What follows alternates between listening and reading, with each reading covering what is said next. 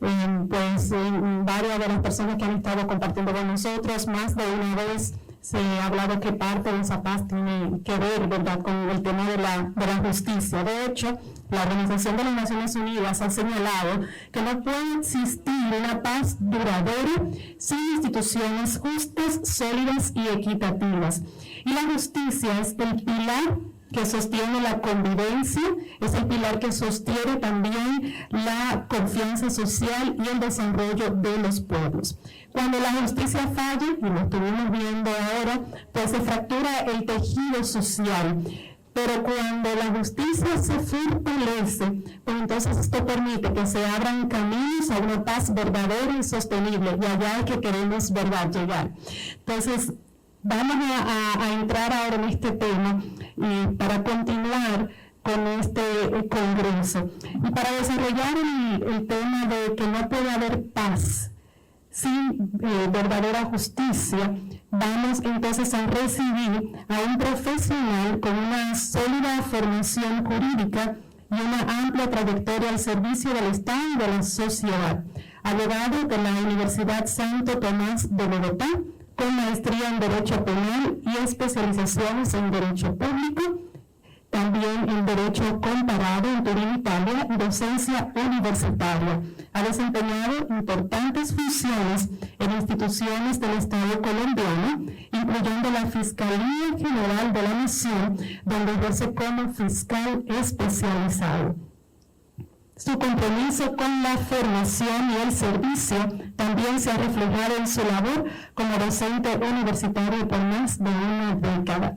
Dentro de la UNAEC ha tenido un papel fundamental en su crecimiento y proyección internacional, siendo corresponsal en Colombia, fundador y presidente de UNAEC América y actualmente presidente de la UNAEC, cargo para el cual fue elegido en el 2020, convirtiéndose en el primer presidente no europeo y reelegido hasta el 2026. Es un honor para nosotros en esta República Dominicana recibir al señor Alfonso Giraldo Saavedra, presidente de la UNAEC. Bueno, vamos a ver si entramos en esa dinámica interesante de este tema que está manejando nuestro Congreso de manera transversal.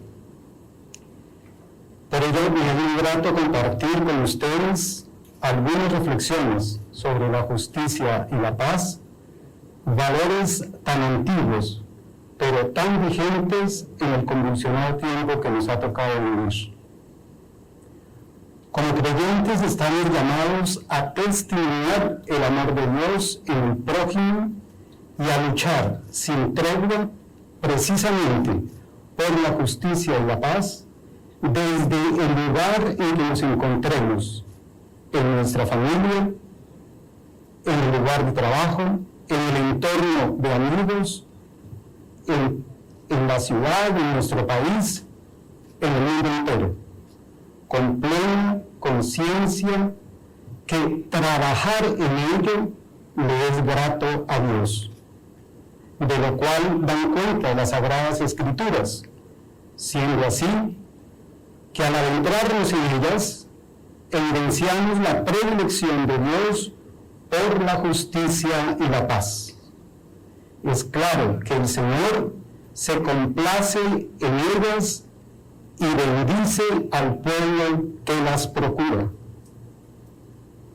El profeta Isaías, en el capítulo 32, versículo 17, afirma: la paz será obra de la justicia, y el fruto de la justicia, el reposo y la seguridad para siempre.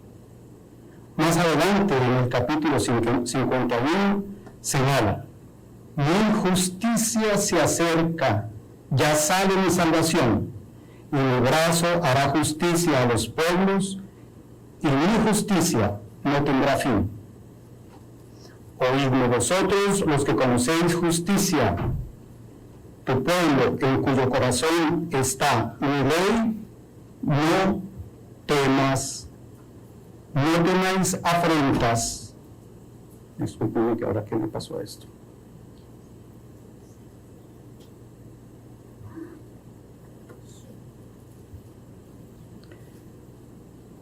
Los que conocéis justicia a tu pueblo, en cuyo corazón está mi ley, no temáis las afrentas de los hombres, no os asusten sus ultrajes, porque a una vestidura los comerá el gusano, como a lana los roerá la polilla, pero mi justicia durará por la eternidad y mi salvación de generación en generación. Y en el capítulo 56 reitera, así dice Yahvé, guardad el derecho, practicad la justicia, que pronto va a venir mi salvación y a revelarse mi justicia. Son innumerables las referencias y pasajes que los profetas hacen de la justicia, y la predilección de Dios por ella es la justicia, precisamente lo que quiere de nosotros. Si la practicamos, le es agradable. Nos pide hacer justicia, amar la misericordia y caminar de su mano. Por ello, actuar en rectitud es vivir en coherencia con nuestros principios y valores. Jesús en el Evangelio invita a buscar por encima de todo el reino de Dios y su justicia, y nos asegura que todo lo demás será dado por añadidura. La justicia divina es la única salvación que anhela el creyente, que tiene una connotación escatológica. Se cumplirá en plenitud solo al final de los tiempos, cuando el Rey del universo venga a juzgar al género humano. La justicia como concepto y construcción humana se remonta a la época de los antiguos griegos y los antiguos romanos. En el siglo III después de Cristo, el jurista romano Domicio Anno Ulpiano, consejero y prefecto del emperador Alejandro Severo, precisó que la justicia es la constante y perpetua voluntad de dar a cada uno su propio derecho, lo que le corresponde. Definición que ha trascendido los siglos, tanto en precisión como en dimensión jurídica. Para Ulpiano, el derecho consistía en 3 principios básicos: vivir honestamente, no hacer daño a los demás y dar a cada uno lo suyo. A primera vista es elemental este planteamiento. No obstante, dar a cada uno lo suyo no resulta fácil. ¿Qué es lo que le corresponde a cada uno? En la sociedad vivimos pensando solo en los derechos, pero ¿será que los deberes tienen la misma importancia? ¿Será que tenemos la misma sensibilidad para exigirnos los deberes y lograr una sana armonía? El Creador nos dotó con dones exclusivos, la razón, la inteligencia y el poder de discernimiento para escoger entre el bien y el mal.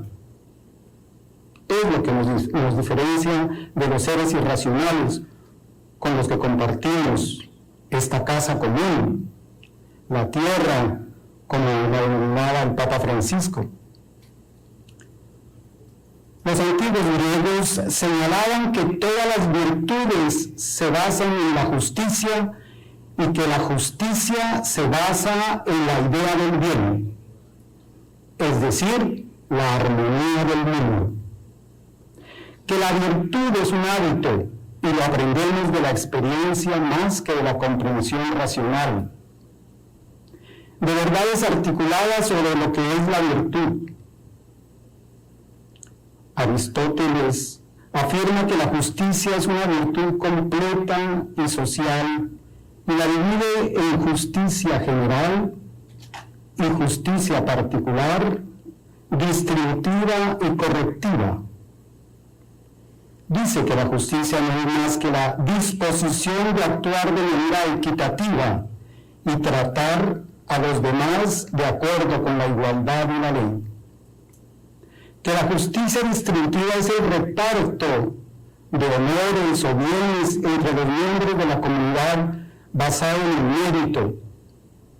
Y la justicia correctiva o transaccional se centra en las relaciones entre individuos, buscando preparar un daño regular, universal. La justicia transaccional o justicia conmutativa y obviamente la justicia universal representa la suma de las virtudes en las relaciones sociales. La justicia particular es una parte del total de las virtudes que tiene como objeto la distribución e intercambio de bienes, así como la violación de las normas que presiden dichas actividades.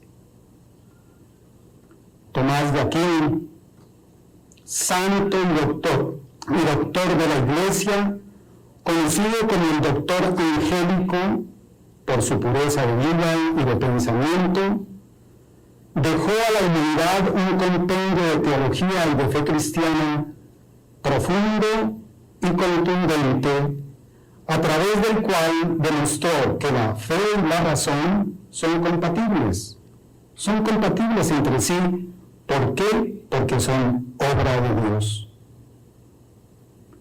Sus hermanos dominicos, quienes nos han recibido con afecto en esta su casa, hermoso convento, cargado de historia de esta bella isla, la antigua española, de donde irradió la fe y la nueva civilización de toda América, de donde surge la egregia figura de Fray Antón de Montesinos, precursor de la defensa de los derechos humanos, con su histórica denuncia contra los abusos de los conquistadores hacia los indígenas taínos, en aquel inolvidable sermón del cuarto domingo de Adviento del 21 de diciembre de 1511, pieza de análisis y estudio en nuestras diferentes casas de estudio del mundo occidental y cristiano. Así algunas corrientes políticas pretendan posar como los defensores de los derechos humanos, ignorando premeditadamente que 500 años antes la Iglesia, fiel a la palabra del Señor Jesús, y en boca de Fray Antón de Montesinos, hizo la primera proclamación de derechos humanos en América. A ellos, toda nuestra gratitud. A su orden dominicana, todo mi reconocimiento y gratitud perenne, porque mi formación profesional en Derecho, tanto en pregrado como en posgrado, la recibí en la Universidad Santo Tomás de Bogotá, Casa de Estudios Superiores, fundada por la Orden Dominicana en 1580, siendo el primer claustro universitario de Colombia, de donde tuve igualmente el honor de ser su profesor por más de un lustro. Allí supe que el conocimiento de la filosofía tomista es tan vasta y profunda que no se aprende en un par de semestres. A duras penas se tiene cercanía con algunas de sus reflexiones, que me han servido en grado sumo para fortalecer el concepto de justicia en mi vida de servidor público.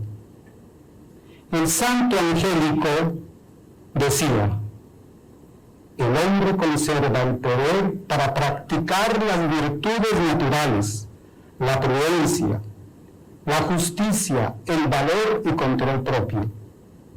La virtud en general es un hábito operativo bueno. El término hábito hace referencia a una cualidad permanente que no se pierde con facilidad. Operativo indica que está ordenado el hábito de la virtud, perfecciona el sujeto directamente para que éste pueda realizar mejor su propia actividad. Bueno, el acto de por sí es bueno, dado que es una realización de su propio dinamismo natural. La virtud es una disposición habitual y firme a hacer el bien. Permite a la persona no solo realizar actos buenos, sino dar lo mejor de sí mismo, con todas sus fuerzas sensibles y espirituales. La persona virtuosa tiende al bien, lo busca y lo elige a través de acciones concretas.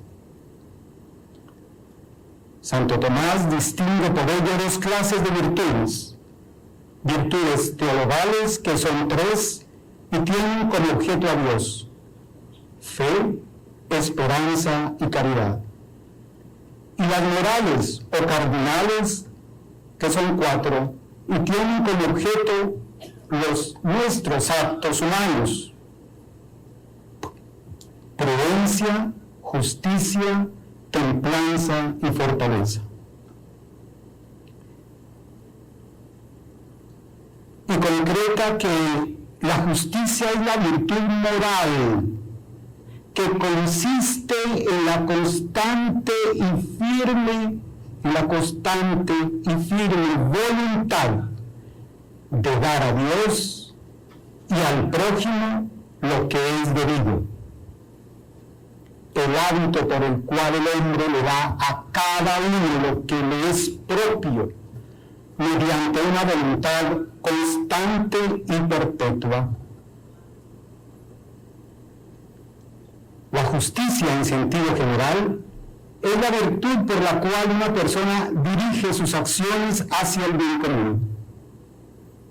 Cada virtud, explica Santo Tomás, dirige su acto hacia el mismo fin de esa virtud. La justicia es distinta de cada una de las otras virtudes, porque dirige todas las virtudes al bien común. La definición entonces clásica de justicia asumida por Santo Tomás de dar a cada uno lo suyo sirve como base en el pensamiento social de la Iglesia, a partir de la cual pueden comprenderse las nociones de los derechos, como tener derecho a, de la conducta correcta y de lo correcto de una situación, es decir, lo que a una persona le corresponde, lo que es de ella, es a lo que la misma tiene derecho. Dichas acciones, que están dirigidas a asegurar a una persona lo que le es propio, constituyen la conducta correcta y es una situación justa. Por ende, el estado final de las cosas, en donde a la persona se le ha dado lo que le es propio a través de la conducta correcta de otros que lo hicieron posible. La justicia siempre se dirige hacia el bien de otro, se dirige hacia el bien común.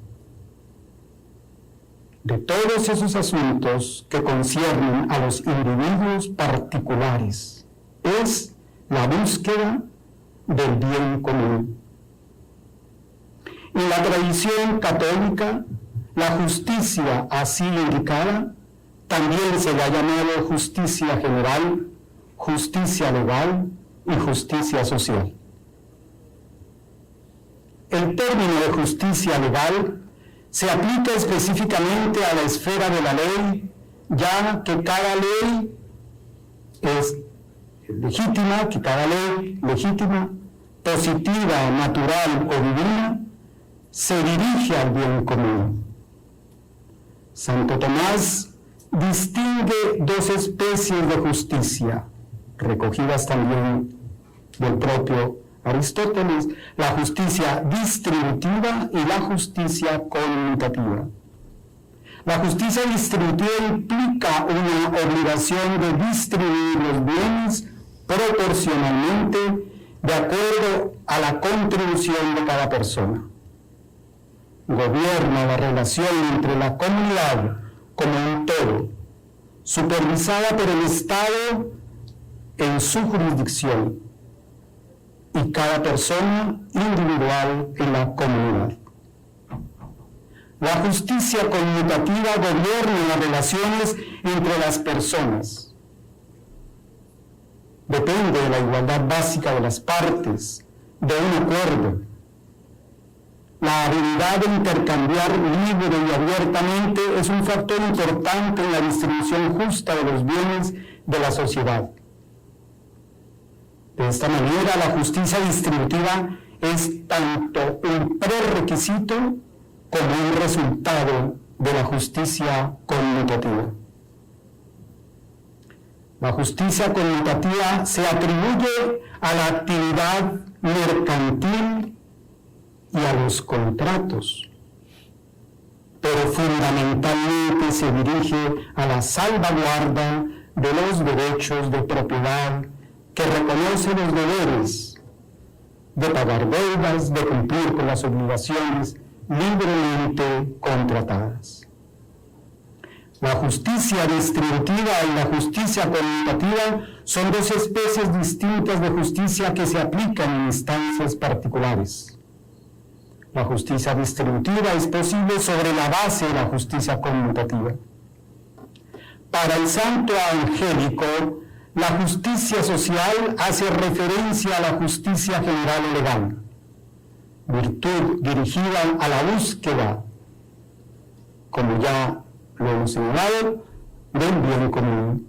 Y por ello la Iglesia resalta que a la justicia social le compete la distribución justa de los recursos para garantizar el desarrollo de la humanidad.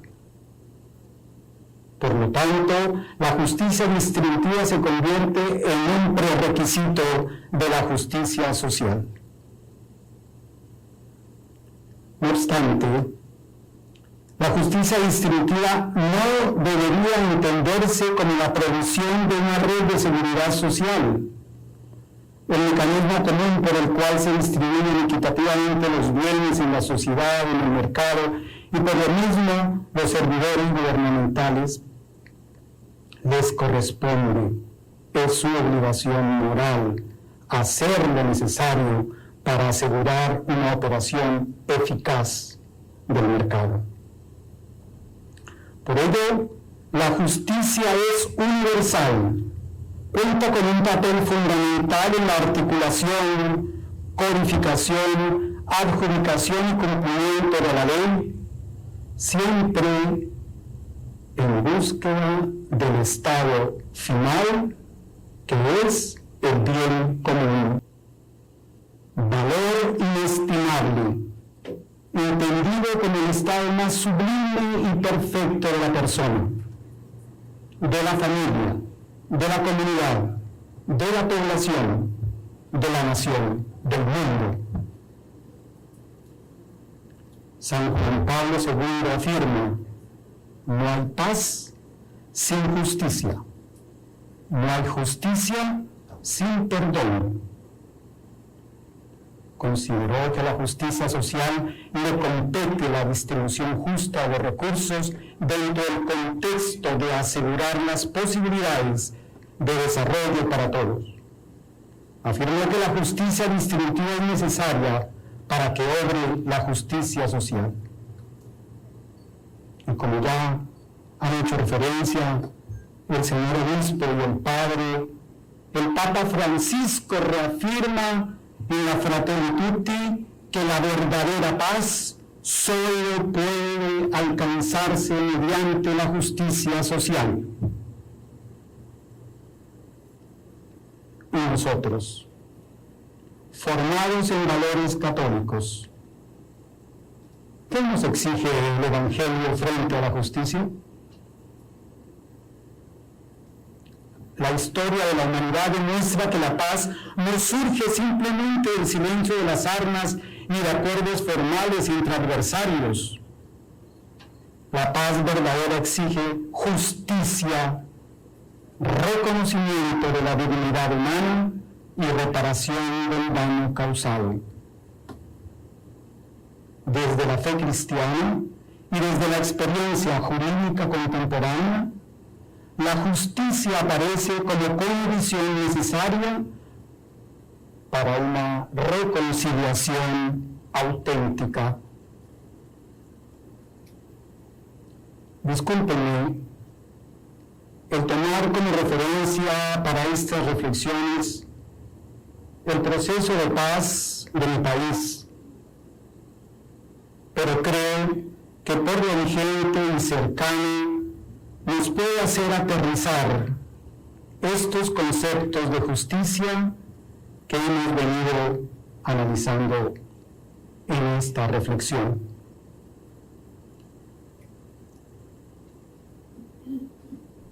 En el contexto colombiano y latinoamericano, la reflexión sobre justicia restaurativa y justicia transicional permite comprender que la paz duradera solo es posible cuando las víctimas ocupan el centro del proceso y cuando la sociedad asume la responsabilidad ética de sanar las heridas del pasado.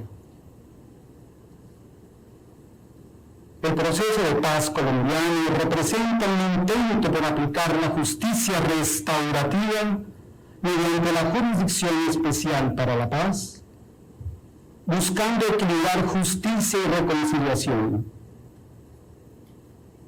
Sin embargo, cuando las víctimas perciben impunidad, las heridas se reabren, y cuando no existe reparación real, el perdón se vuelve casi imposible. Y sin perdón no puede existir una paz duradera.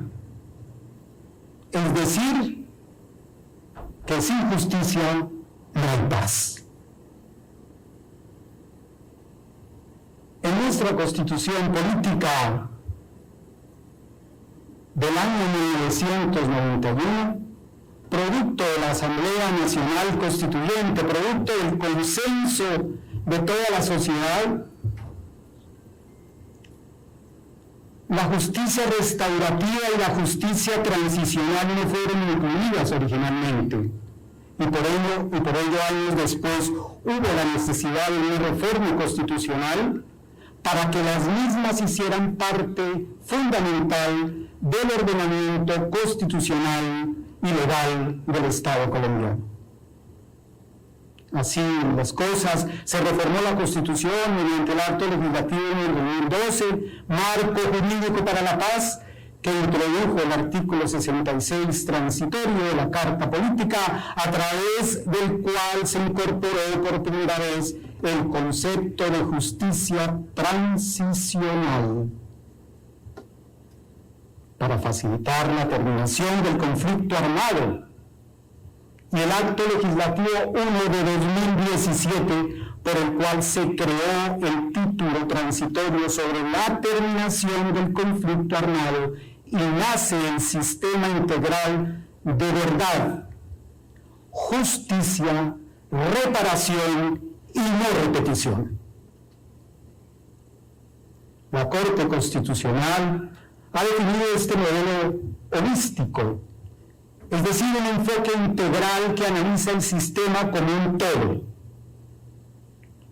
porque combina mecanismos judiciales y extrajudiciales con enfoque restaurativo.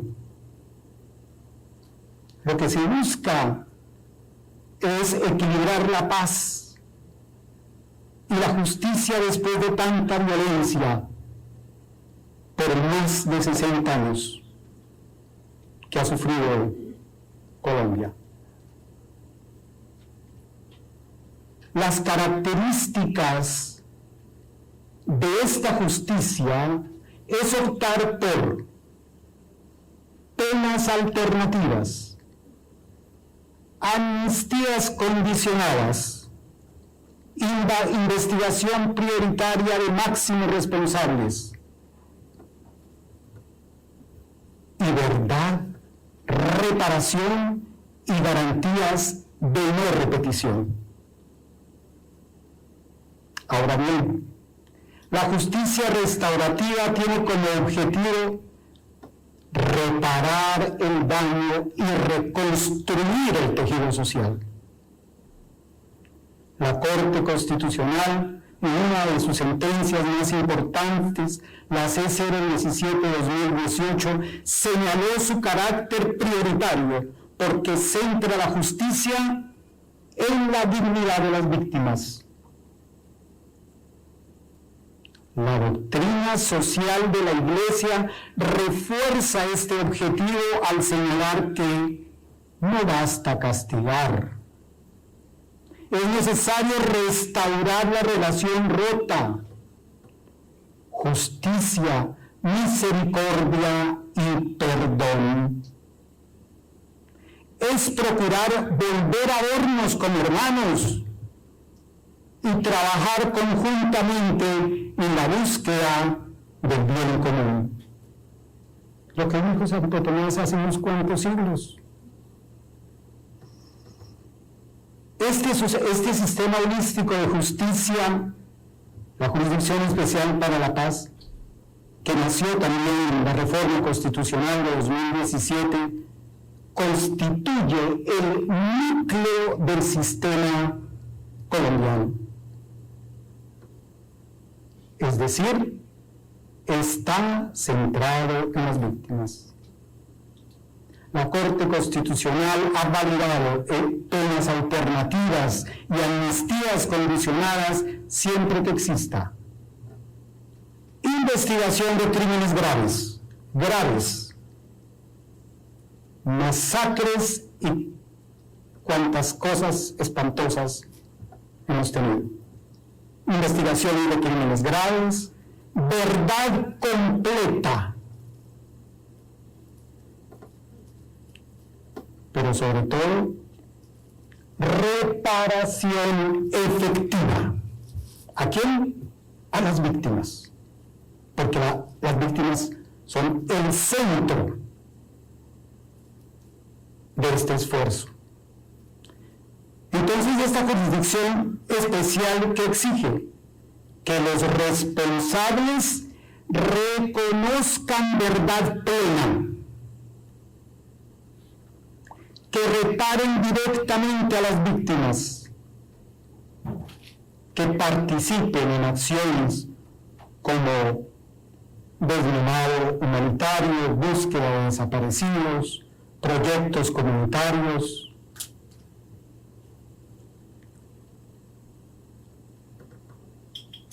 Al ser el objetivo final la reconstrucción del tejido social y el goce efectivo de los derechos, la Constitución reconoció que después de más de 50 años de guerra, la paz no podía alcanzarse únicamente con prisión.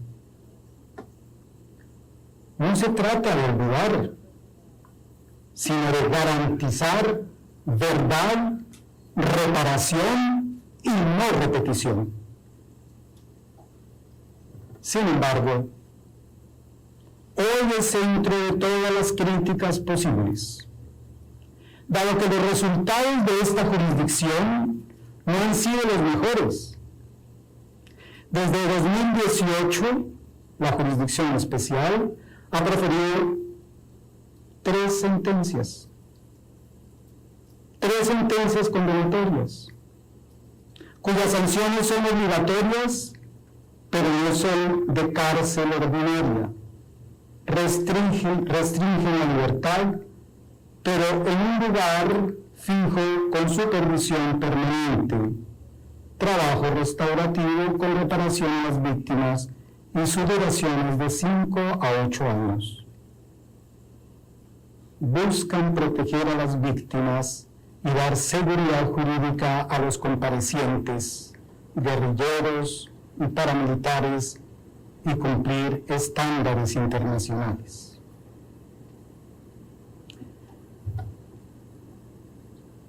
pesar de los fines altruistas y el consenso mayoritario de la búsqueda de una paz estable y duradera, los costos de la implementación y funcionamiento de la jurisdicción especial han golpeado fuertemente el presupuesto nacional. Más de $1.000 millones ha sido su costo, una suma muy alta para tan grandes resultados. Y más aún, cuando hoy por hoy la violencia e inseguridad continúan campantes por el territorio nacional.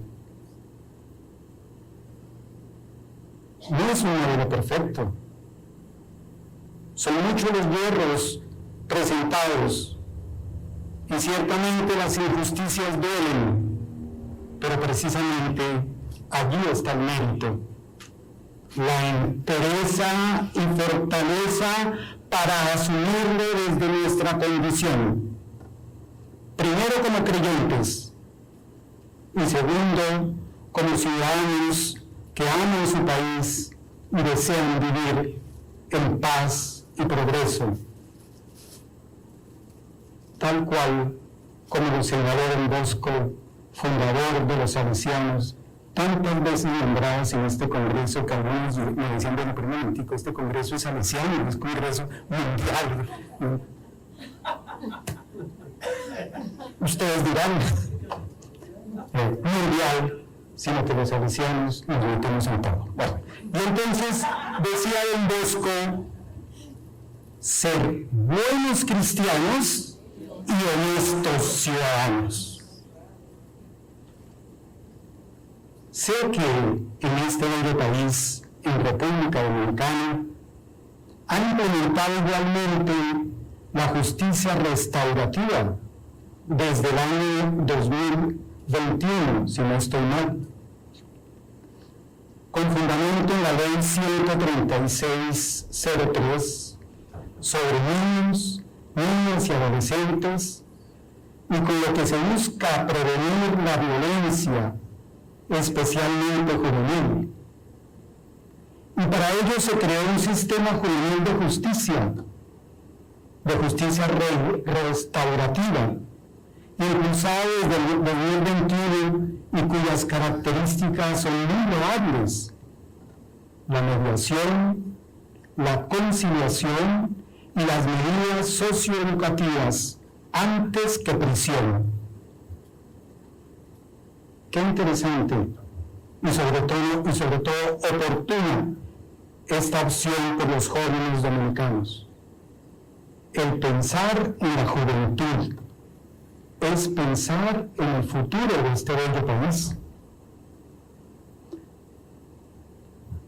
Aquí tenemos un salesiano que en su trabajo pastoral replicó algo muy hermoso que en Colombia en los años 70, por allá, con el padre Javier de Nicoló, que iba por las calles y recuperaba a niños de la calle, allá los llamábamos, se llaman gamines, porque eso sí, los colombianos, para tener dichos absolutamente originales, propios y respectantes, pues, bueno, allí.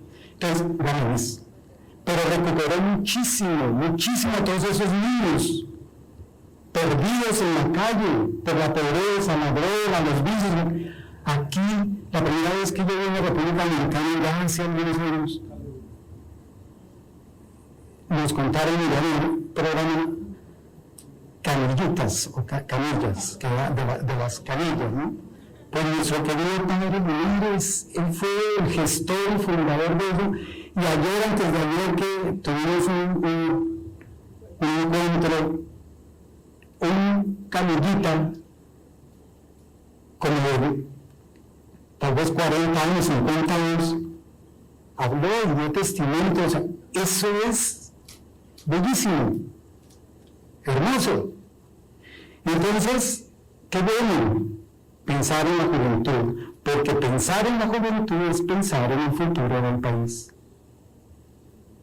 Por ello, la grandeza de la justicia se mide no por cuántos castigos impone, sino por cuántos daños logra reparar y sembrar la paz.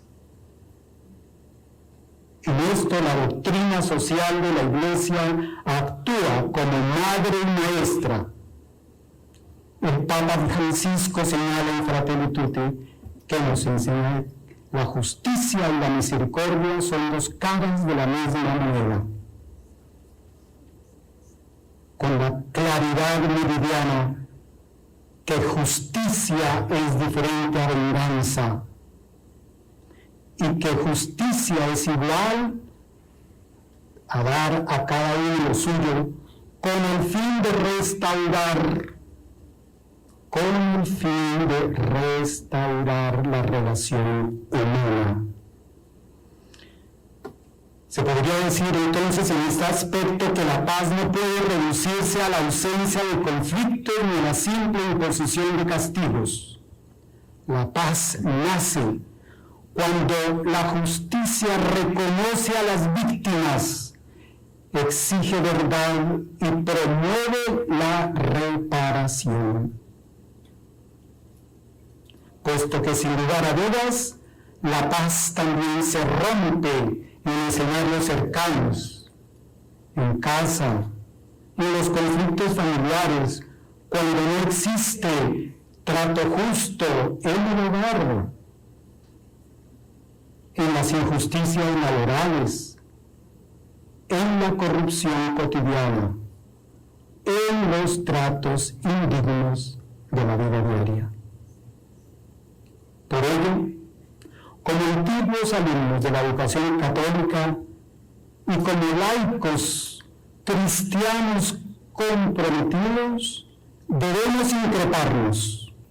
Si Cristo el Señor perdonó desde la cruz, pero exigió conversión, ¿qué debemos exigir nosotros para que exista perdón real? Afirmar que sin justicia no hay paz no es un lema, sino una convicción ética, jurídica y espiritual que orienta la construcción de un futuro reconciliado. Por ello el Señor nos alentó: bienaventurados los que trabajan por la paz. El mundo no necesita más jueces del castigo, necesita testigos de la justicia que sanen. Sin justicia no hay paz, y sin paz no hay futuro para nadie. La paz es un derecho, pero al mismo tiempo es un deber que se convierte en una virtud. Por ello, no olvidemos que el fruto de la justicia será la paz. Gracias.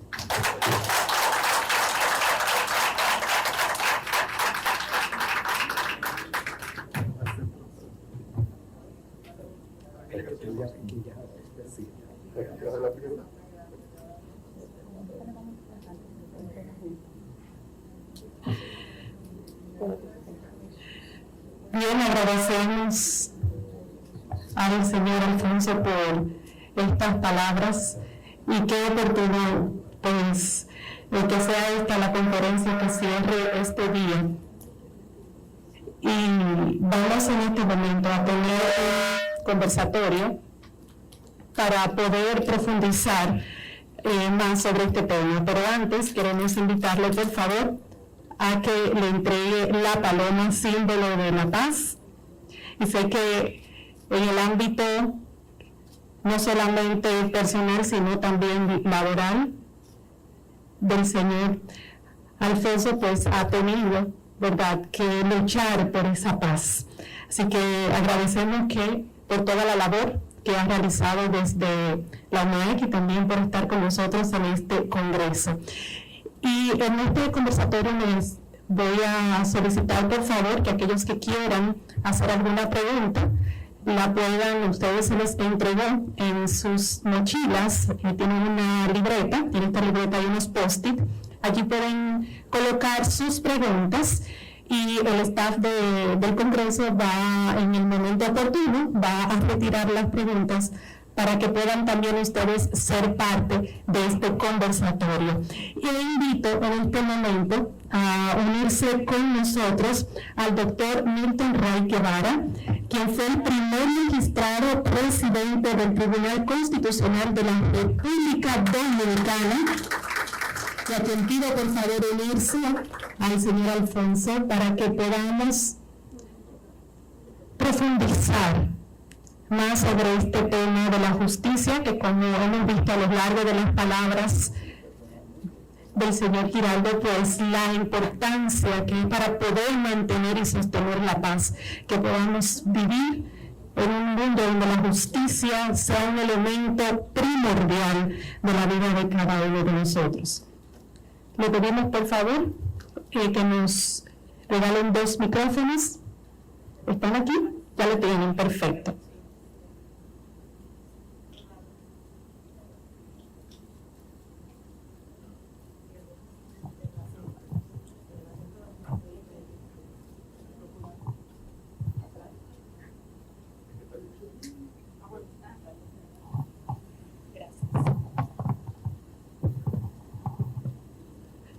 Bienvenidos, iniciamos este conversatorio.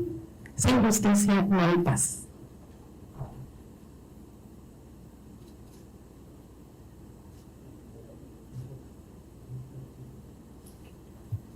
Muy buenos días, queridos hermanos y hermanas. Voy a dar un testimonio. Sucede que yo me levanté en el día de hoy y tenía como primera preocupación ir a un laboratorio a practicarme una analítica.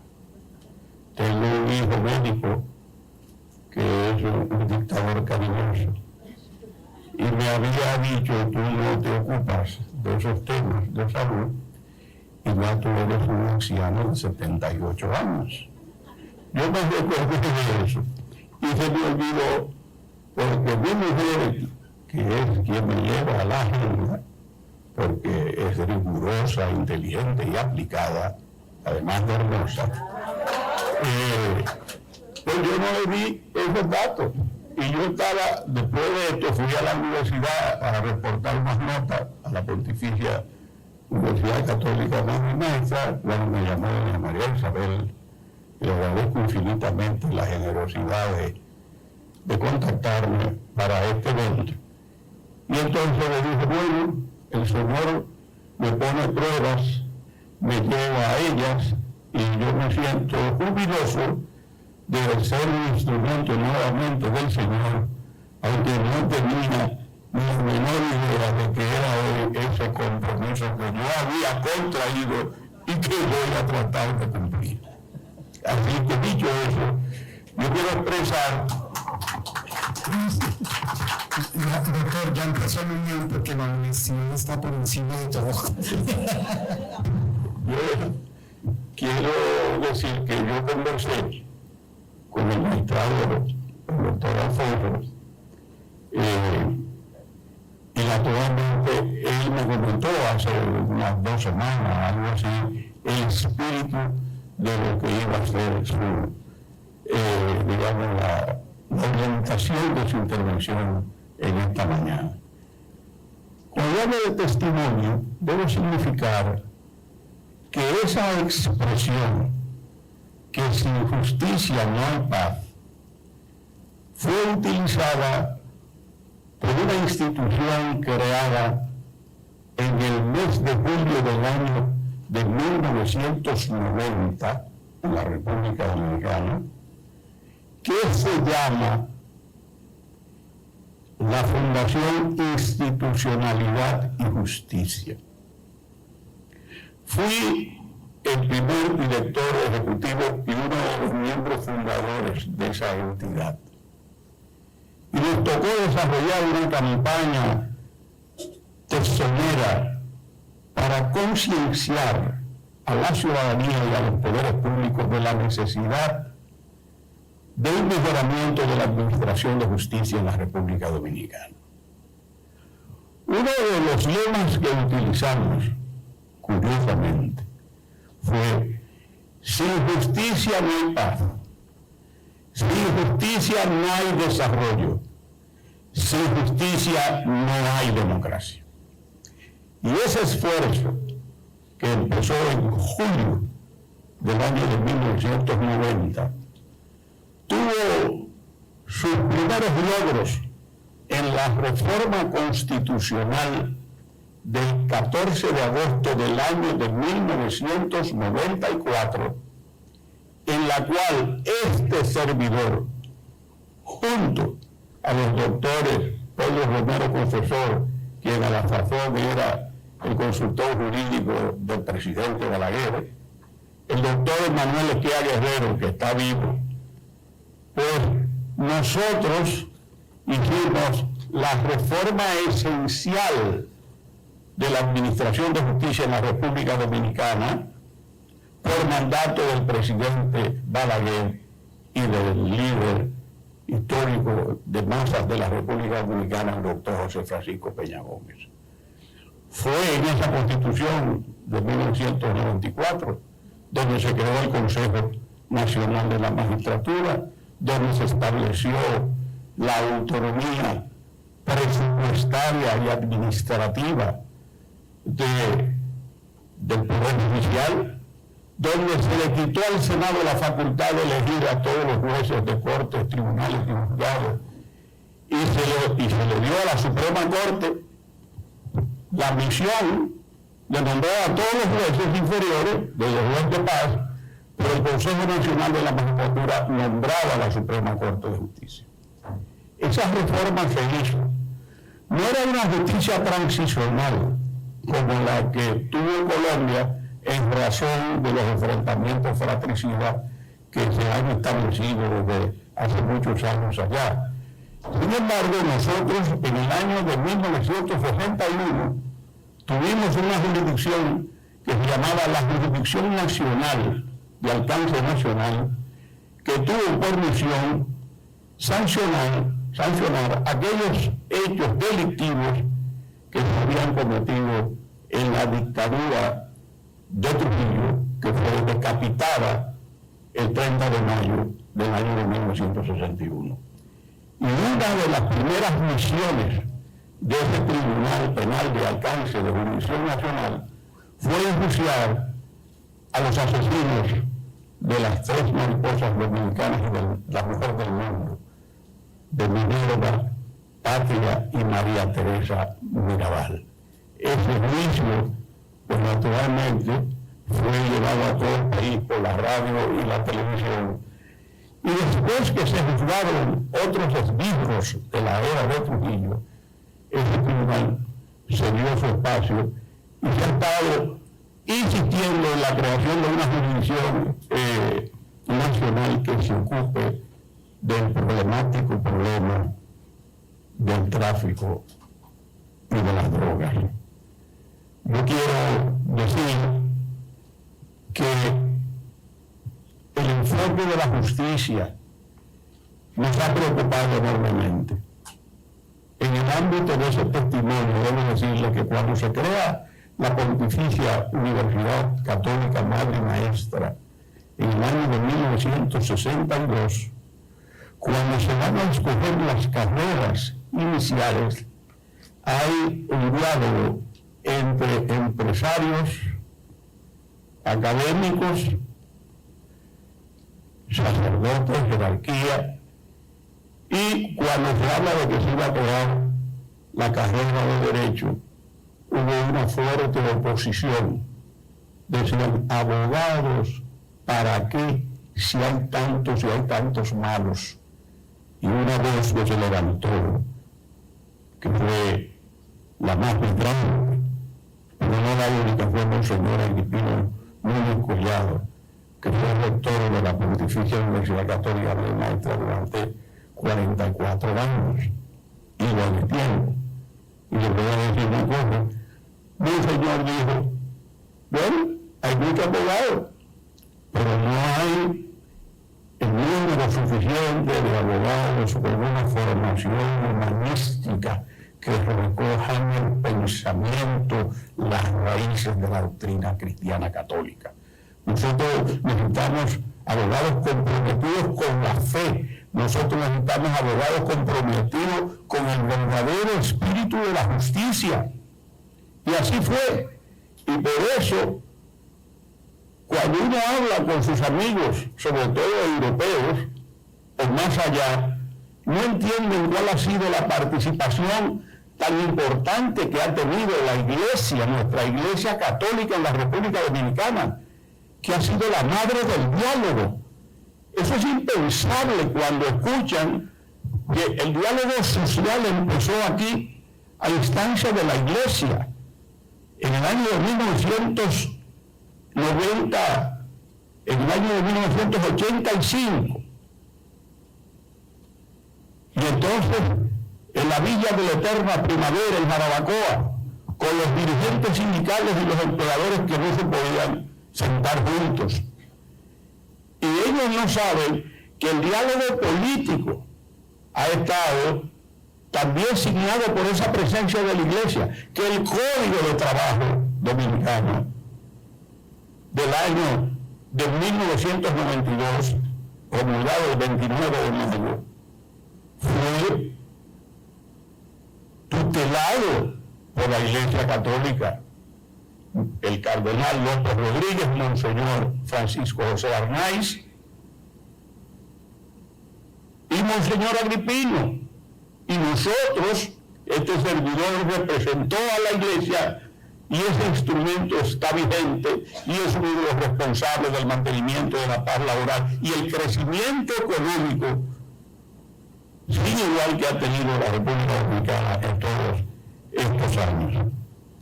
En consecuencia, la formación y la educación católica y el papel de la Iglesia ha sido relevante para esa paz que ha exhibido la República Dominicana. Porque no solamente en el aspecto social, en el aspecto político, donde se han firmado los grandes pactos políticos en la República Dominicana, que han evitado la repetición de la guerra civil del año de 1965, que tuvo como escenario esta misma zona colonial. Fue la Iglesia. Pero debo decirles, no solamente la participación exclusiva de la Iglesia Católica, sino que ellos tuvieron la visión de darle un sentido ecuménico a ese ejercicio de paz, y se asociaron las iglesias cristianas evangélicas, y esas reuniones se hacían en el marco y en los locales de la Pontificia Universidad Católica Madre y Maestra. De manera que aquí hay toda una tradición de cómo se ha ido trabajando por la justicia, por la reforma judicial y sobre todo para lograr la paz. Yo creo que ustedes, y yo alcancé una parte muy interesante de esa maravillosa conferencia que nos dio el colega colombiano, el colega presidente. Yo solamente quiero, para no redundar, recordar que la Iglesia ha tratado este tema en diversas oportunidades, en varios aspectos, en el aspecto de la justicia social, como todos ustedes saben, y en el aspecto de lo que es la administración de justicia, que también lo saben. Yo quiero decir, en el caso mío, lo que más me acerca en este espacio es recordar el enfoque general de Pacem in Terris, Juan 23, porque esa universidad se llama Madre y Maestra por esa encíclica. Y para mí esa es una de las más directas, la más directa de las encíclicas papales que se refieren al orden público, al orden jurídico y a la justicia pública. Ahí hay preceptos y sentencias que nos dicen: defiende que toda autoridad debe basarse en el orden moral, afirma que las leyes injustas no obligan en conciencia, destaca derechos fundamentales, la vida, el trabajo, la libertad religiosa, que deben ser protegidos por el sistema legal, propone que la justicia debe ejercerse con respeto a la dignidad humana y al bien común. Por supuesto, yo no voy a hablar de Reino Humano, porque eso ustedes lo conocen perfectamente, o de Cuadragésimo Año, o de Evangelium Vitae, pero sí debo decirles, porque él lo mencionó, que en Fratelli Tutti el Papa Francisco establece unos criterios que son realmente reveladores de un gran sentimiento. La fraternidad universal, el amor social y político, la justicia y dignidad humana. Ahí dice: defiende que toda persona tiene una dignidad inviolable. La justicia verdadera, pues, implica inclusión, respeto a los derechos humanos y oportunidades para todos. Rechazo de la guerra y la violencia. Afirma que la guerra ya no es una solución válida y cuestiona incluso la idea de guerra justa. También rechaza la pena de muerte. De manera que, en realidad, nosotros estamos en un momento en que vale la pena recordar el valor profundo de la justicia como instrumento de paz, como instrumento de desarrollo y también como instrumento de democracia. Y cuando yo escuchaba a mi distinguido presidente con esta exposición que él me había delineado por teléfono, las líneas fundamentales, y él hablaba de una justicia de reparación, y que la reparación no solamente podía establecerse en términos de condenación, también yo entendí que era de sanar las almas perjudicadas. Yo pensé, qué oportuno, en un momento en que la República Dominicana se encuentra frente a uno de los casos más terribles que ha tenido la vida republicana, y sobre todo que para mí es la prueba de fuego de la justicia dominicana. 246 muertos, huérfanos más de un centenar, heridos más de un centenar, y este pueblo espera justicia justa. Justicia justa. Porque el laceramiento que tiene la sociedad dominicana, de alguna manera tiene que ser reparado, pero no solamente con las penas civiles o penales que se produzcan, sino con ese mensaje a la sociedad dominicana, donde se diga que no puede haber impunidad, que la justicia no solamente es para los pobres, no es para condenar a los pobres, sino que la justicia es para todos, con ese espíritu reparador. A mí me duele el alma cuando yo veo esos programas en los cuales salen niños, niñas, huérfanos, diciendo, o abuelos que se han mudado de Nueva York, de los Estados Unidos, a venir a cuidar a sus nietas, a sus nietos, porque no quedó nadie. Se murió el padre, se murió la madre. Y digo, qué oportuno, porque Dios en su misericordia infinita toca los corazones. Y por eso yo creo que es de Dios que se haya celebrado este encuentro. No por el caso exclusivamente de la República Dominicana, porque esto no se convocó para la República Dominicana. No es solamente por la guerra del Golfo, no es solamente por la guerra en que las FARC han renovado, disidentes de la FARC, situaciones de violencia en la querida Colombia, que uno lo ve por Radio Caracol, un autobús que explota con gas y matan 38, 36. Yo creo que esto es una hora en que la palabra debe sentirse en toda su manifestación, en los testimonios. Nosotros queremos la paz, pero es la paz completa. Hay que revalorizar ese concepto y buscar esas raíces cristianas. Y si nosotros estudiamos en universidades católicas, porque yo que estoy al lado de la madre, yo estudié 5 años la licenciatura, en una época en que se terminaba la guerra y el país estaba invadido por tropas extranjeras. Yo empecé mis cursos en Santiago, los caballeros, en septiembre del año de 1985. Y ahora derechos son 4 años de licenciatura, en esa época eran 5. Entonces, lo que quiero decir es que yo les felicito y haber escogido este lugar en esta zona colonial, donde se fue testigo de un acontecimiento histórico. Yo tengo que decirlo. Yo tengo que decirlo. Yo que amo la paz, que he trabajado por ella, por la administración de justicia. Les voy a decir, este fue el escenario donde se desarrolló lo que yo he bautizado la más hermosa revolución de América. ¿Por qué fue la más hermosa? Porque la finalidad no era quítate tú para ponerme yo.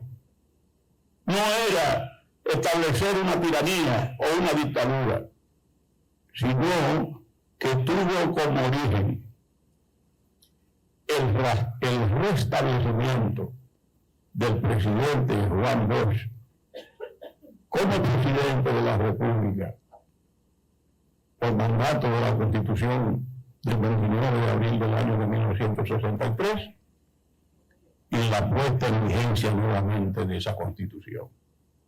O sea, hombres y mujeres lucharon por una Constitución, por el retorno a la constitucionalidad, por los valores que tenía esa Constitución. Eso es único. Eso es único.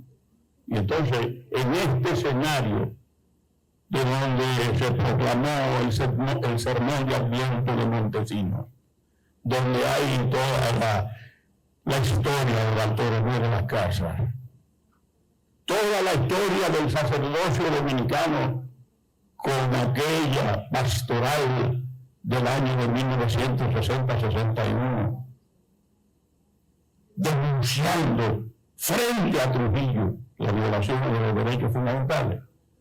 Yo creo que no había mejor escenario en mejor época. Dios ya ha demostrado que su mandato es infinito, que la gloria se manifiesta en todos nosotros, y yo digo que me siento complacido. Otra prueba de Dios. Yo siempre ando con saco y corbata. Pero como yo iba al médico y había que, como dice el muchacho, hay que pullarte.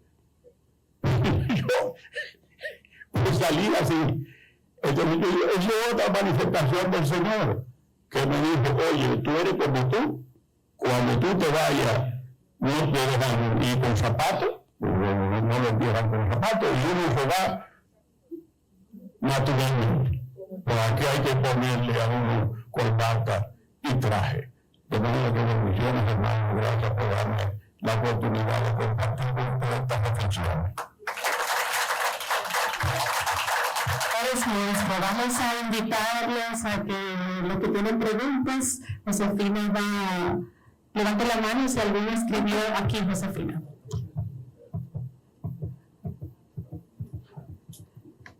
Para nosotros como dominicanos es un honor tener en este congreso tanto al doctor Alfonso como al doctor Milton, porque cada uno de su experiencia en sus diferentes países pues ha velado por la paz y la justicia.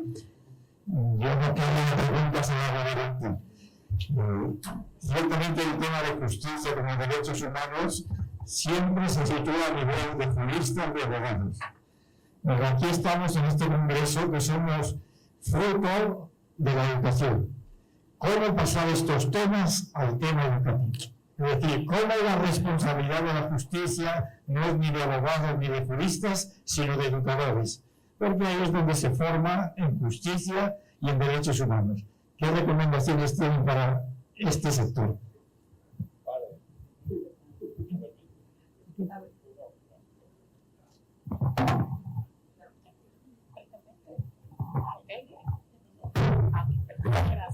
Usted es el padre Linares, pero usted está tan joven que yo no lo estaba reconociendo. Y yo le voy a decir, no es un cumplido. Sucede que yo fui 4 años ministro de Trabajo, porque fui redactor del Código. Y ese programa de los niños y niñas de Don Bosco y la camillita de Don Bosco fue uno de los programas estrellas del ministerio cuando yo tuve en esos 4 años. Y yo me senté al lado suyo y le pedí una hoja. Y cuando yo me siento aquí, yo me pongo acá, pero el padre Linares está más joven que nunca. Así que, bendiciones. Miren, esa es una pregunta muy importante. Sí. Pero usted me llamó porque estaban en cuestión de determinar las penas para los menores y efectivamente para ver qué opinaba en ese sentido, si aumentar penas o había otros sistemas para evitar la delincuencia. Pues miren, yo le digo, mi querido padre, en el artículo 63, numeral 13 de la Constitución Dominicana, se dice que con la finalidad de lograr la existencia de ciudadanos y ciudadanos conscientes de sus derechos y de sus deberes, se hace obligatoria la enseñanza de la Constitución en todos los niveles de la escuela pública y privada. También la educación cívica, también los valores de la convivencia, todo eso. Pues a mí me tocó, como el primer presidente, mi presidente del Tribunal Constitucional durante 12 años, impulsar esa idea. Y le digo para que usted se sienta, digamos, animado en esperanza. Cuando yo salí del tribunal, nosotros habíamos logrado que la educación superior ya había 26 de las 52 universidades e institutos de educación superior que habían creado la asignatura que se llama formación constitucional. Pero esa formación constitucional no es para los abogados. Esa formación constitucional es para los médicos, para los ingenieros, para las enfermeras, para los administradores de empresas, para los ingenieros industriales, para los economistas. ¿Por qué? Porque esa ciudadanía, los que somos ciudadanos, no solamente son los abogados. Entonces los profesionales hay que llevarlo a lo que yo he denominado que la Constitución es la Biblia institucional del pueblo dominicano. Porque la única república cristocéntrica que hay en el mundo, lo dijo en un congreso religioso, en un diálogo con una hermana separada, la única república cristocéntrica que hay en el mundo es la dominicana. El símbolo patrio, el lema patrio. Dios, patria y libertad. Dios como el soporte de la patria y la libertad. El escudo abierto en el libro de los Evangelios. 8:23 San Juan. Y conoceréis la verdad y la verdad los hará libre. Os hará libre. Pero además, hay una cosa que es esencial. Cuando los trinitarios hacen su juramento, dicen, por la augustísima, santísima, indivisible Trinidad de Dios omnipotente. Dígame usted, yo le dije a esa colega, yo fui invitado por los mormones a Utah. Y entonces el Congreso de Libertad Religiosa me costó tenía que dar el testimonio de la República Dominicana. Entonces, por eso yo la bauticé como la Constitución, como la Biblia institucional del país. En la escuela primaria eso no ha sido posible, ni en la básica ni en la inicial. Ha habido una reticencia de los técnicos de educación, porque ahí la gran mayoría de los ministros han estado muy positivos. Les dicen que no se puede darle más contenido a los estudiantes porque se van a cansar. Y yo les digo, le pueden dar educación vial o le pueden dar educación sexual o cualquier cosa de eso. Y no le quieren educar en la palabra del pueblo, que es palabra de Dios. Porque es muy sencillo. Vox Populi, Vox Dei. La voz del pueblo es la voz de Dios. ¿Cuál es la voz de Dios? La palabra, la Biblia. ¿Cuál es la voz del pueblo? La Constitución. Entonces no se le puede enseñar. Eso es algo adicional que no tiene relevancia. Pues no, y esa lucha se mantiene y hay que mantenerla. Y seguimos trabajando en eso. Aunque yo estoy jubilado, pues estoy trabajando con la juventud y estoy trabajando con las escuelas en ese sentido de que eso se convierta en realidad. Lo logramos. Gracias a Dios y a María de Altagracia, lo logramos en las universidades, pero nos falta en la escuela esa. ¿Y ustedes qué es lo que está pasando en la escuela pública? Que van con cuchillo, que maltratan, que atropellan, que matan, que golpean a las niñas, y entonces no se les va a enseñar los valores. Que van a enseñar moral y cívica, bien, pero no solamente es eso va más allá. Eso va más allá del plano interior, individual, espiritual. Va hacia las normas, porque la Constitución es norma suprema y fundamento del ordenamiento jurídico. Están los derechos y están los deberes. De manera que, Padre Linares, estamos trabajando y yo sé que usted hizo esa pregunta sabiendo, porque usted... No, porque él tiene la gran inspiración. Ese es un gran luchador. El país no tiene con qué agradecerle lo que ha hecho por la República Dominicana.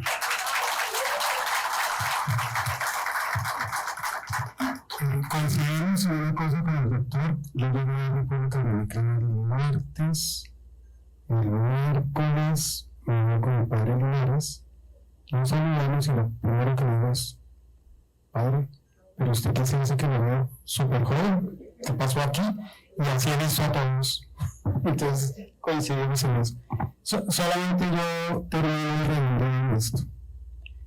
Mire, padre, concientizar a la sociedad del bien común es una tarea fundamental.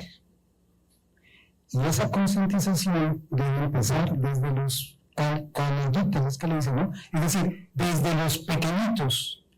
¿Y dónde se aprende? En casa. Porque muchas veces los padres de familia lo dejan todo al colegio. Y entonces los padres de familia se dedican a sus cosas. Eso es problema del colegio, y resulta que no.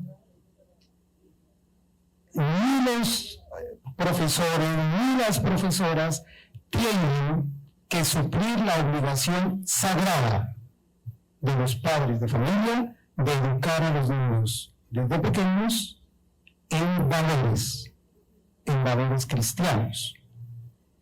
Y lo otro es en valores ciudadanos. Por eso les decía, para vivir a un bosco, buenos ciudadanos, buenos cristianos y honestos ciudadanos. Entonces, la norma fundamental de todo Estado democrático, de todo Estado de Derecho, es la Constitución política como norma fundamental. Entonces, la Constitución no es propiedad únicamente de los juristas, de los abogados, es propiedad de todo el nacional, de todo el pueblo. Y por lo tanto, la Constitución se debe dar a conocer desde la escuela primaria hasta la última facultad de la ciencia que sea. En Colombia, afortunadamente, sí tenemos eso, por el mandato constitucional se debe dar a todo el mundo, dar a conocer la Constitución como pedagogía constitucional. Entonces, en los colegios se da, y en todas las universidades, en todas las facultades, se enseña y se habla de la Constitución política como norma fundamental que todos tenemos que conocer. Aquí tenemos Ok, tenemos una pregunta que aunque está orientada en el ámbito de Colombia, pero considero que aplica para todos. Dice, ¿la falta de paz es fruto de no aplicar la justicia? La falta de paz es fruto de no aplicar la justicia. Bueno, pues una maravilla, ese es otro tema para otra conferencia. Sí, está bien, por supuesto. La falta de paz es fruto de no aplicar la justicia. Parodiando sin justicia no hay paz, ¿no? Pero es obvio que esa falta de paz requiere unos mínimos de justicia. Los mínimos. Y eso es lo que ha pretendido la justicia restaurativa, lo que les hablaba allí. Pero es muy difícil, es muy triste, porque familias en donde arrasaron con sus bienes, arrasaron con la vida de sus seres queridos, que vean a sus victimarios legislando desde el Congreso de la República, que vean a sus victimarios como senadores de la República, con escoltas, con carros blindados y con sueldos de senadores de la República, es muy duro, ¿no? Y cuando la reparación ha brillado por su ausencia, es durísimo. Es una prueba muy grande en donde uno debe tener una fe en el Señor absoluta, o si no, quiero compartirles un dolor muy grande que yo tengo en mi familia. Yo soy víctima de la violencia. En el año 2003, mi hermana era fiscal especializada en una región, los que en Colombia conocen, sabrán que es la región de Huila. Es el departamento de Huila, cuya capital es Neiva. Son regiones muy particulares. Colombia es un país de regiones.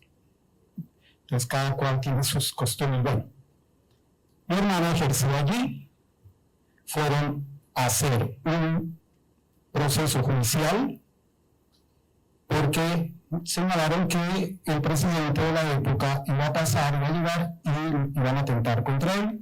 Llegó información de inteligencia y fueron a hacer el allanamiento, es decir, a entrar a ver si lo que era es cierto y a buscar pues todos los elementos materiales, probatorios, etcétera, etcétera. Mi hermana era la que dirigía el operativo. Ella ya venía siendo amenazada de tiempo atrás. Cuando llegan al sitio del allanamiento correspondiente, los policías judiciales entran, revisan y dicen siga para que legalice el allanamiento.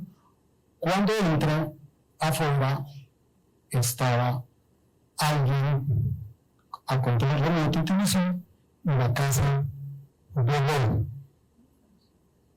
Literalmente la casa voló. Y buscan año 14 de febrero del año 2003 en el barrio La Magdalena de la ciudad de Neiva, en el lugar común. Cecilia Girando Saavedra, a quien le recuerdo con todo mi alma, fue desaparecida. Yo no la pude ver en sus exequias porque quedó destrozada. Les estoy hablando de hace 23 años. Por estar cumpliendo con su deber, les pregunto, ¿debo perdonar? Por supuesto, desde mi óptica de creyente. Pero es duro, durísimo, de ver a sus victimarios legislando y dando clases de moral. Pero a eso nos llama el Señor, y por convicción de formación cristiana y como abogado, desde el punto de vista legal y todo, pues, legado, bendito sea Dios.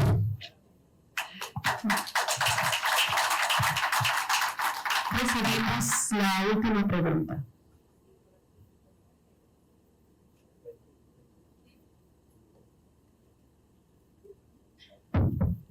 Los jóvenes, este tema sin duda inquieta y trae muchos temas que todo el mundo quisiera tratar. Y los jóvenes, varios quisieran pasar el día, pero como sabemos el tiempo premia, y esta chica, dejo que ella se exprese directamente.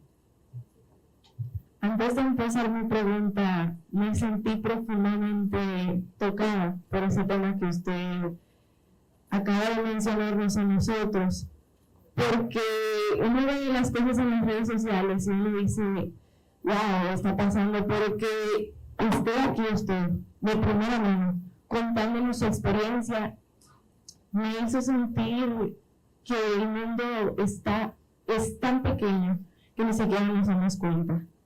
Mi pregunta va más un poquito en el ámbito internacional, y es que la narrativa de la paz cambia dependiendo de quién la diga. La iglesia, la sociedad, el mundo, o la justicia, o también igual la narrativa de la misma justicia cambia. Y es justo la narrativa del mundo que a mí me preocupa. Ya que hemos visto en el mundo cómo se toma por justicia. Cómo se toma por justicia la narrativa de algunos países, véase Estados Unidos contra Irán, Israel y Palestina. Estos países que intervienen hacia otros a modo de justicia para traer paz al mundo. Y de ahí nos surge la pregunta, ¿puede el fin justificar los medios que utilizan estas naciones para traer paz al mundo? Porque lo que yo veo ahora mismo, y una disculpa si estoy equivocada, es que sí se produce un beneficio en cuanto a la justicia, pero también los medios producen un resultado negativo. Mueren personas, se destruyen países, como lo vemos en Palestina. Y por eso es que surge una pregunta, ¿pueden el fin justificar los medios? Muchas gracias. La pregunta está sobre la mesa. Eso me hace recordar a un pasaje en el Evangelio, en el Nuevo Testamento, cuando está en el juicio, o le deben iniciar el juicio al Señor. Y se levanta un doctor de la iglesia, un fariseo que era el doctor de la época de la ley, y dice, creo que fue Caifás, ahora me dirá si me equivoco, dijo, conviene que haya un solo hombre y no perezca el pueblo. ¿Por qué? Porque tenía el temor que si alguien se proclamaba rey, el imperio romano la desapareció. Conviene que no haya un solo hombre y no perezca el pueblo.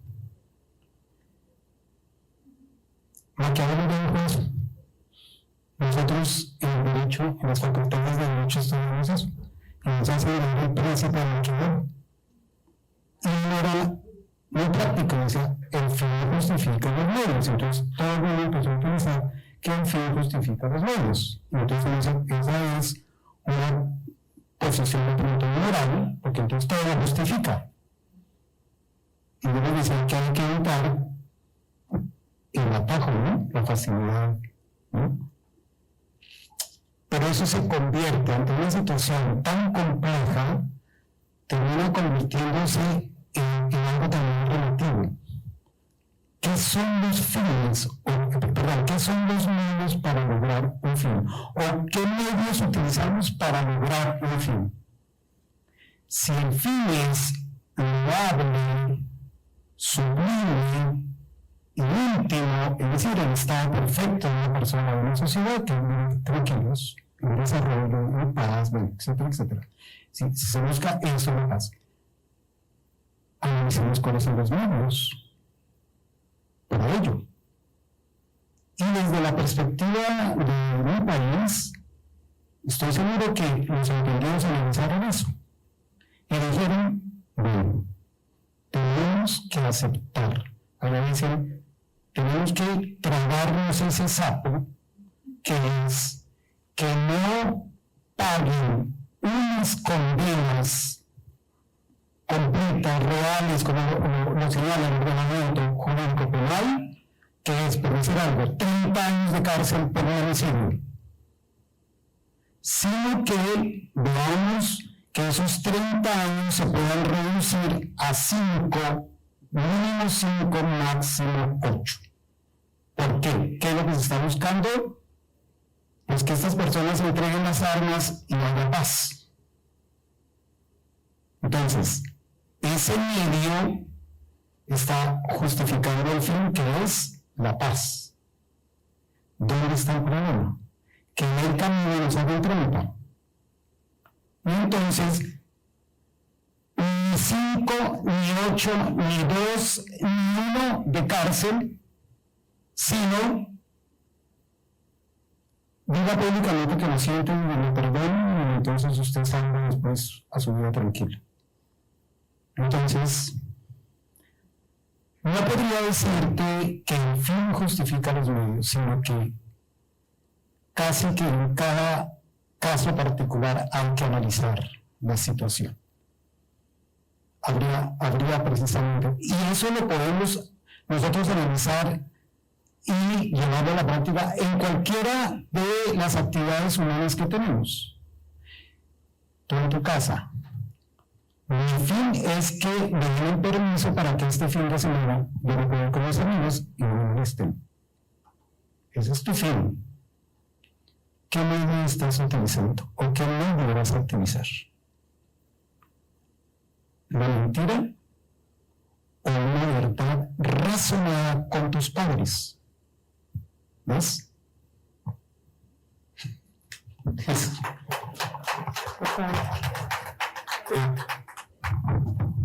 Joven, usted estudia Derecho. ¿Qué estudia usted? Comunicación. Comunicación social. Bueno. Yo creo que usted tiene grandes inquietudes. Un señalamiento así general, porque yo veo que usted es un planteamiento profundo, donde usted cuestiona el mundo y la organización internacional del mundo. Usted tiene razón. Después de terminar la Segunda Guerra Mundial, se crea la Organización de Naciones Unidas, con finalidad de promover la paz y todo eso. Muy rápido. Cuando cae el muro de Berlín y desaparece la Unión Soviética, se habla ya el fin de la historia. ¿No es verdad? Hemos descubierto que no es verdad, porque ya no tenía razón. Entonces, ¿qué pasa? Usted hizo un planteamiento profundo. La comunidad internacional sigue siendo una comunidad de estados soberanos. Y el esquema del Consejo de Seguridad de Naciones Unidas, porque Naciones Unidas tiene como una de sus finalidades esenciales promover la paz y reforzar el mantenimiento de la paz. Basta que uno de los 5 países del Consejo permanente, los miembros permanentes del Consejo de Seguridad, vete una resolución de Naciones Unidas para que no se apruebe. Entonces, en un mundo donde ya Naciones Unidas no tiene 100 y pico de estados, que ahora tiene 193, 198, 189, sucede que 5 estados, todos sabemos cuáles son, con el veto de uno de ellos se aborta cualquier iniciativa tendente a promover reglas de convivencia más justas. Y por eso salen los BRICS, y por eso salen otros grupos, porque están excluidos. Entonces, cuando a un Estado de esos 5 o a otro Estado que no sea de esos 5 no le conviene una disposición normativa del orden jurídico internacional en nombre de la soberanía del Estado y que no la cumple, ¿y quién le va a obligar a cumplirla? Entonces, el problema que usted está planteando es un problema muy serio. Tendrán que sentarse, porque ahora cada uno hace, y sobre todo los grandes, lo que le conviene. Y usted ve la OTAN, esa se destruye. De este tiro se destruye. Entonces usted ve qué va quedando. Va a llegar un momento que se entenderán o se reunirán y dirán, esto no puede seguir así. Porque como va mal, ya no hay esperanza de nada. Para adoptar cualquier decisión para pacificar a los hermanos vecinos. Pero bueno, porque como han dejado llegar eso donde ha llegado, y toda la dificultad, que no hay fondo, que no hay esto, que no hay lo otro, que no hay acá. Y entonces que mandan, no mandan, y así es. Y entonces uno ve una serie de estados que tienen dificultades enormes.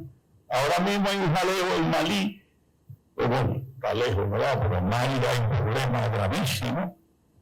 Y así el mundo está cogiendo, momentos de gran violencia. ¿Y cuál es la referencia? Naciones Unidas. No, porque cada vez que lleven algo que no le interese a una de las superpotencias que está ahí, lo vetan. ¿Qué le queda a nuestros pueblos? Orar y trabajar. Además, lo digo con todo cariño. Yo me meto en demasiado lío.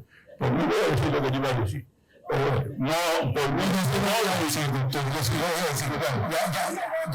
porque usted no sabe lo que yo iba a decir. Pero lo que quiero decir es que pronto se va a necesitar, porque, óigame, no es cuestión de una persona, ni de dos. Es un problema que los estados en general tienen serias dificultades, todos, internamente, fuera, en su conjunto. Hay diferencias notables, y si no se sientan y tratan de establecer un nuevo orden jurídico, ¿y ustedes creen que eso es una reflexión propia mía? No.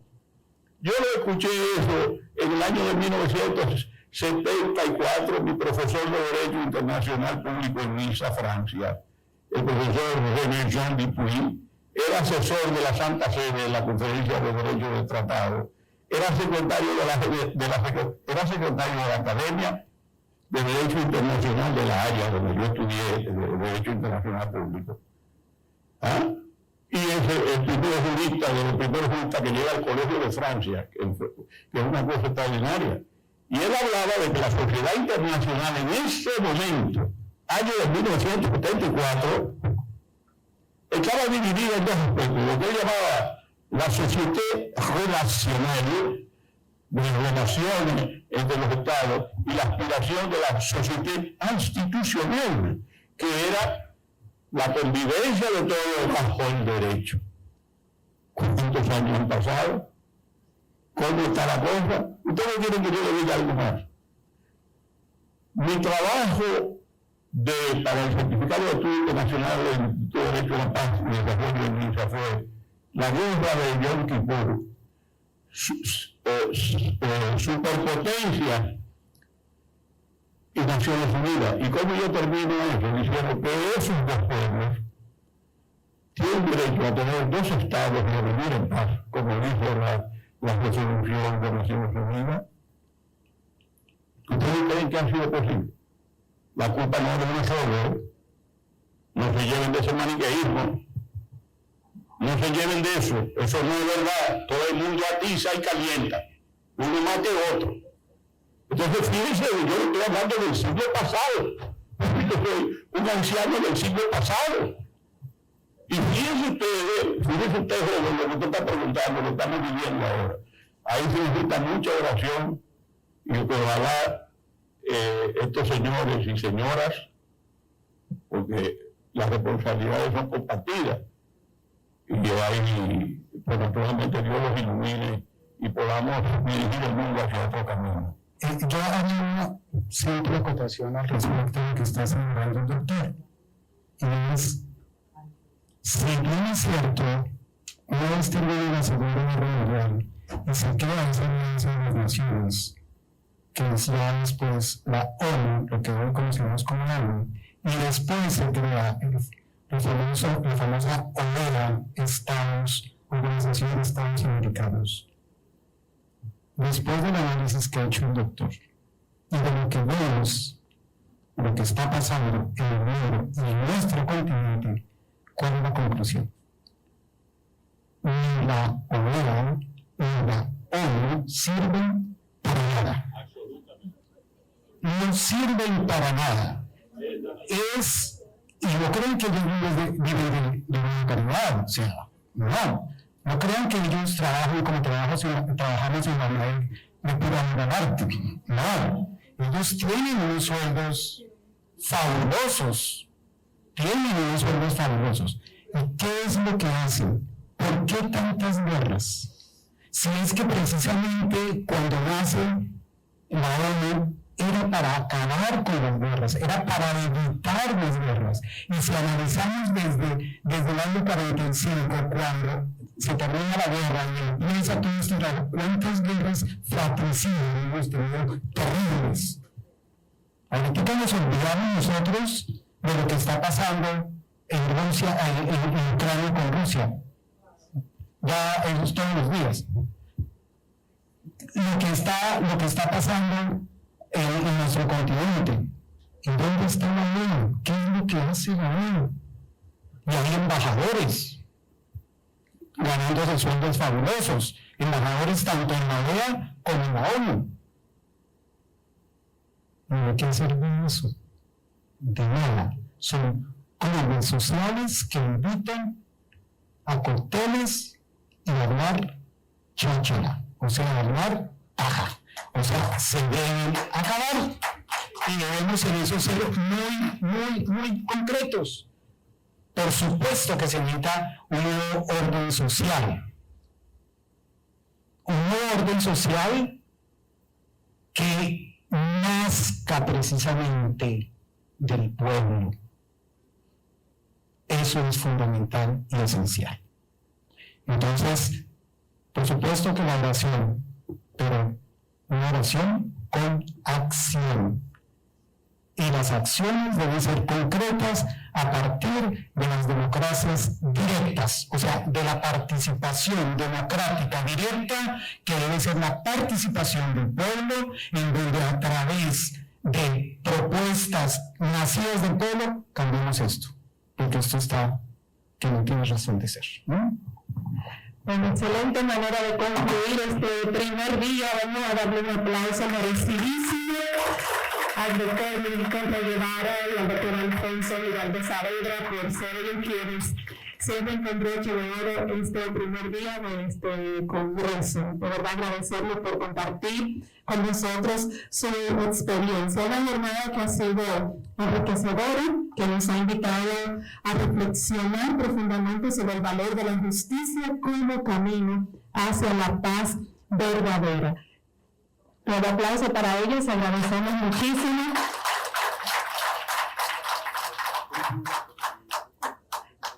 Agradecer también a nuestros patrocinadores, a Seaworld, Banco Popular Dominicano, Banco Central de la República Dominicana, Banco López de Aro, JJ Mayen, Banco BHD, Grupo Inicia, Zona Franca San Isidro, Grupo Villamar, Rental Visión, Raíces Radio, Rayo de Luz, Susaeta Ediciones, Museo de la Catedral, Cortés Hermanos, Indubal y Cacao. Muchas gracias a ellos. Algunos avisos importantes. Mañana nos encontramos tempranito. ¿Quiénes van a estar a las 8 aquí? Estoy mirando, graben. Mañana tenemos una visita muy importante con quien vamos a iniciar la mañana, así que necesitamos que seamos puntuales. La vicepresidenta va a estar con nosotros iniciando con la primera conferencia y para nosotros es vital que podamos estar todos disponibles a su llegada y para poder iniciar de manera puntual.